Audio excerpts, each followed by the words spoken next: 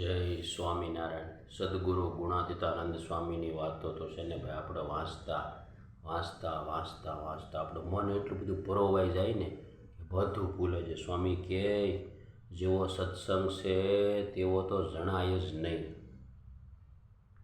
ને કોઈક જાણે તો સત્સંગ કરે નહીં, ને કોઈ કરે તો જેવો સત્સંગ છે તેવો થાય નહીં, ને જો થાય તો જાળવવો બહુ કઠણ છે. આ તો મોટા મહાપુરુષની વાતો છે સાહેબ. ને કાં તો બહેકી જાય ને કાં તો ગાંડા થઈ જાય, પણ જળવાય નહીં. અને તે સત્સંગ કોણ જાળવે? તો જેને મહારાજને વિશે ને મોટા પુરુષને સંતને વિશે મહાત્મય જ્ઞાન સહિત પ્રીતિ હોય તે જ જાળવે, પણ બીજાથી તો જળવાય નહીં. એમ કહીને બોલ્યા છે, આજ વર્તમાન કાળે જેણે દેહ ધીરો છે તેને તો એક પગલું અક્ષરધામમાં છે. આજ વર્તમાન કાળે જેણે દેહ ધીરો છે તેનું એક પગલું તો અક્ષરધામમાં છે. જેને આ સાધુની ઓળખાણ થઈ તેને તો 2 પગલા અક્ષરધામમાં છે.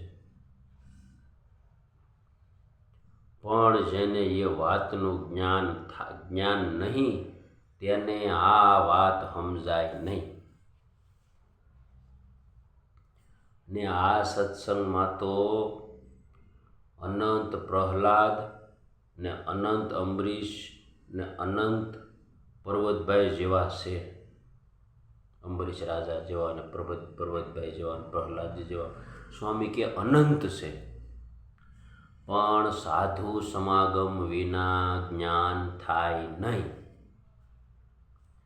ને જ્ઞાન થયા વિના એવો મહિમા સમજાય નહીં, ને મહિમા જાણ્યા વિના સુખ્યો થાય નહીં. એમાં કાંઈ સંશય નથી. ને ખરેખરું જ્ઞાન થાય તો માયાના પેસમાં આવે નહીં. જેમ જળ કૂકડીને જળ લોપે નહીં, તેમ એવા પુરુષ માયામાં આવે તોય માયા લોપી શકે નહીં. પણ જો સાધુનો સમાગમ કર્યો હોય તો ઊંડાણપૂર્વક સત્સંગ થાય ત્યારે સુખ થાય. તથા જેમ જળ કાતરની માછલું છે તે ઝાડમાં આવે નહીં, કેમ જે 2 કોરે અસ્ત્રા જેવી ધાર હોય તે ઝાડને કાપીને નિસરી જાય, તેમ એવા સમર્થ પુરુષ હોય તે અનંત જીવને માયા પાર કરી મૂકે તેવા હોય છે. ને અમારે તો આ પૃથ્વીનું વેજું છે તે શું? તે પ્રત્યક્ષ મહારાજને પ્રત્યક્ષ સંત પ્રગટ વિરાજે છે. એવું તમારું મોટું ભાગ્ય છે. તે ઉપર શેરડીના ગાંદડાનું દ્રષ્ટાંત દીધું સ્વામીએ.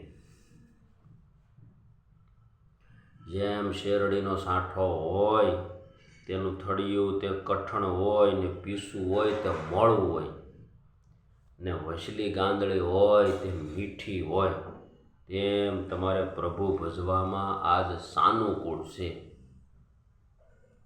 કેમ જે મોટા સંતનો જોગ છે ને મોરે તો મારતા ને ખાવા મળતું નહીં, ને આજ સર્વે અંગે સાનુકૂળ છે.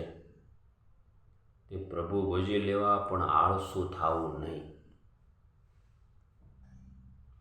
ભલા ભક્તો, આ વિડીયો સત્સંગની અંદર બધા શેર કરજો જેથી કરીને બધાને લાભ મળે. આ સદગુરુ ગુણાતીતાનંદ સ્વામીની વાતો છે ડાયરેક્ટ પુસ્તકમાંથી.